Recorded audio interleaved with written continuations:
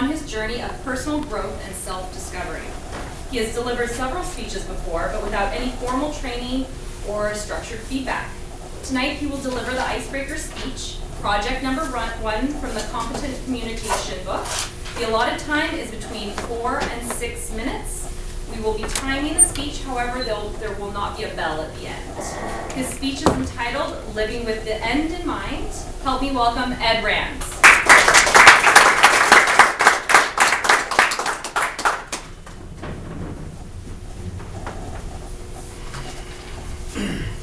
Thank you, Madam Toastmaster, fellow members, and welcome guests. I was once asked by a book that I read, what would I want people to say about me at my funeral? Today, I know the answer to that question. And for it to be said of me, it demands that I grow and live to my fullest potential. What is the answer? I will gladly share that with you all in a moment. Now, for this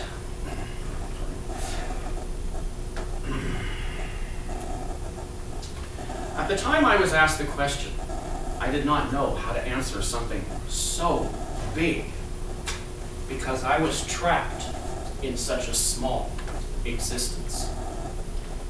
It started very early in my life when breast cancer began to tear away the most important person in my world. And at the age of about 18 months, it tore my mother away from my life entirely. What is an infant to do with that? What is death to someone who has only just begun life? All I knew is that I was abandoned and terrified of who might be next. From that experience and many others which followed, I learned a lot of negative lessons which haunted me for years.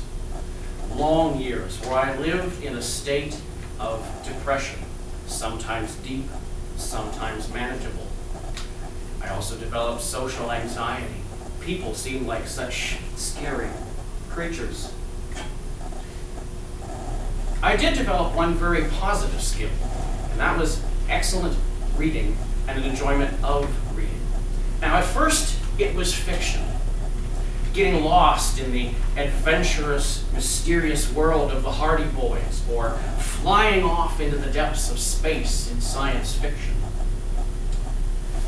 When I was about 15 years old, my dad gave me a copy of the book Man of Steel and Velvet by Aubrey Andelin. That book was the beginning of my journey in personal development. It opened my eyes, at least a little bit, to great possibilities. Over the years, I read many other excellent books.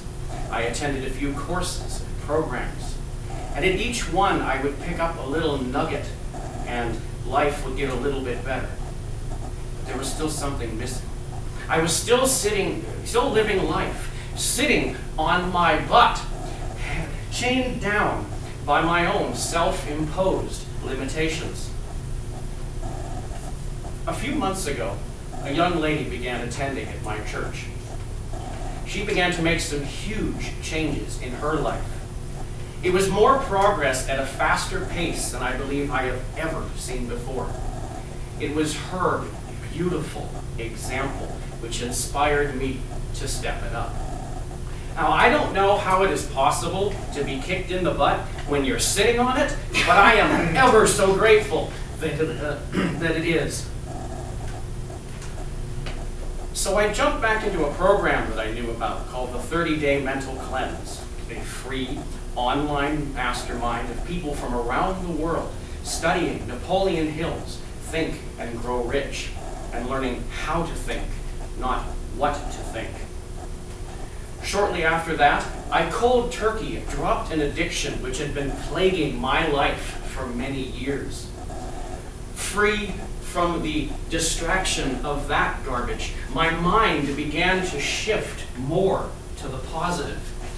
I began to hear more and more positive feedback from those around me and began to build connections with real people. And I began to awaken to my mission, my purpose in life. You see, during the adult portion of those dark years, I felt that I was miles away from anything which could be called a man. Too old to be a boy, too afraid to be a man. It is only just recently that I've begun to believe that I am, and that I have what it takes to learn and to grow into a true man. And I want to help other males learn to be men.